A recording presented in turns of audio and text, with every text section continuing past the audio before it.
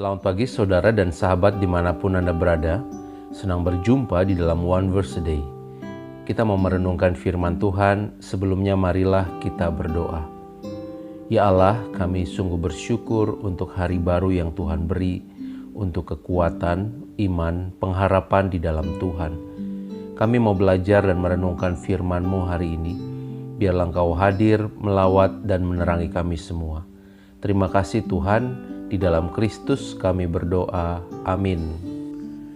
Saudara, firman Tuhan hari ini diambil dari Kisah Para Rasul 7 ayat 55. Tetapi Stefanus yang penuh dengan Roh Kudus menatap ke langit lalu melihat kemuliaan Allah dan Yesus berdiri di sebelah kanan Allah.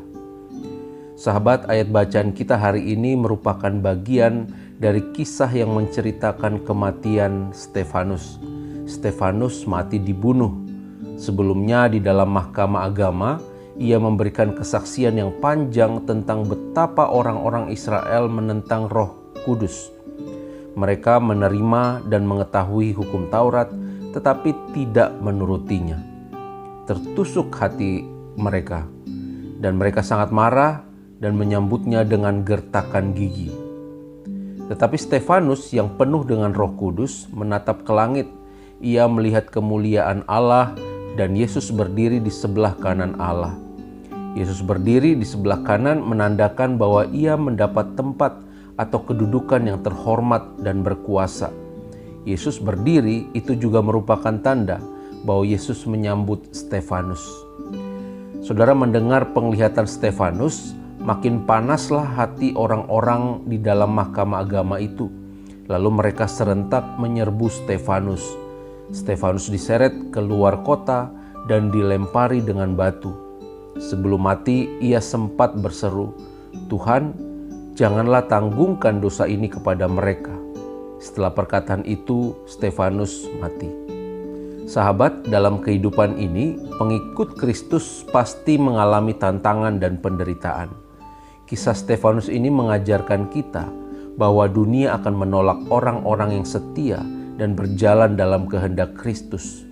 Seringkali semakin kita teguh di dalam Tuhan, maka semakin kuat pula tantangan yang kita terima. Sering terjadi ketika seseorang semakin berjalan di dalam kebenaran, maka semakin banyak pula ia berjumpa dengan pihak-pihak yang tidak mendukung, bahkan yang menolaknya. Tentu tidak mudah saudara untuk berjalan dalam berbagai tantangan dan penderitaan tersebut. Yesus pernah berkata, "Setiap orang yang mau mengikut aku, ia harus menyangkal dirinya, memikul salibnya, dan mengikut aku." Saudara, begitu kita memutuskan untuk sungguh-sungguh mengikut Tuhan, maka mulai saat itu kita akan mengalami penderitaan. Mungkin bisa saja tidak langsung seperti Stefanus yang diseret-seret, dilempari batu, dan sebagainya. Tetapi penderitaan yang pertama akan dialami adalah kita melawan diri kita sendiri. Kita menyangkal diri kita. Kita membuat diri kita ini melakukan segala yang dikehendaki Kristus. Dan itu artinya kita meninggalkan segala keinginan daging. Kita mengubah pikiran kita. Tadinya kita suka berpikir negatif tentang seseorang, sekarang harus belajar untuk berpikir positif. Tadinya berpikiran kotor, sekarang berusaha untuk berpikir bersih. Kita mengubah kebiasaan kita juga. Tadinya kita diikat dengan kemalasan, tidur-tiduran, begadang sampai malam menghabiskan waktu yang tidak penting. Sekarang harus mengatur dan menggunakan waktu dengan sebaik-baiknya. Kita bekerja dengan sebaik-baiknya. Kita melakukan segala sesuatu seperti untuk Tuhan dan bukan untuk manusia. Saudara, salah satu musuh terbesar adalah diri kita sendiri. Ketika seseorang dapat menaklukkan dirinya, mati untuk keinginan daging dan hidup menurut keinginan roh, maka orang tersebut akan lebih kuat untuk menghadapi berbagai tantangan dan keadaan yang menekan dari luar. Saudara, inilah juga yang terjadi dengan Stefanus. Dia sudah selesai dengan dirinya dan memutuskan untuk mengikut Kristus saja. Ia tidak takut meskipun ia harus menderita, diseret, dan dilempari dengan batu. Alkitab menyaksikan bahwa Roh Kudus menyertai dia ketika dia bersaksi di depan mahkamah agama. Dan satu hal lagi saudara, kehadiran Allah tidak selalu diukur dengan hal-hal yang spektakuler. Stefanus tidak diselamatkan dari tangan-tangan para penguasa agama tersebut.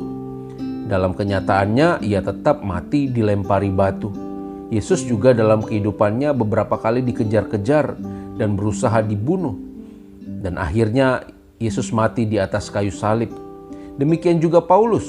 Setelah ia bertobat, ia kerap mengalami kesusahan, kesulitan, penderitaan. Sahabat, kalau kita mengalami penderitaan saat ini, ketika kita hidup dan justru melakukan sesuatu yang benar di mata Tuhan, bersyukurlah.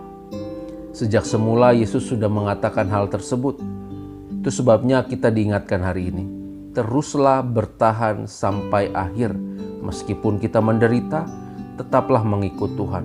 Meskipun kita menghadapi tantangan dan berbagai ujian, tetaplah teguh di dalam iman, di dalam Kristus. Karena besar upah yang disediakan bagi orang-orang yang bertahan sampai akhir. Kiranya Roh Kudus kian memantapkan langkah iman kita. Amin. Mari kita berdoa. Ya Allah, kami sungguh bersyukur untuk firman Tuhan yang boleh kami dengar dan kami renungkan. Kami diingatkan hari ini agar kami mau menderita, rela meninggalkan segala keinginan duniawi ini demi mengikut Kristus. Ya Bapa, kami belajar dari Stefanus betapa dia mempertahankan imannya sampai akhir dan di situ dia disambut oleh Kristus. Biarlah ini juga yang menjadi pengharapan kami, bahwa setiap orang yang bertahan sampai akhir dengan imannya, maka orang-orang tersebut disediakan upah yang besar. Biarlah Roh Kudus yang memegang kami di dalam memenuhi panggilan-Mu ini. Dalam Kristus kami berdoa, amin. Tuhan memberkati kita semua, saudara.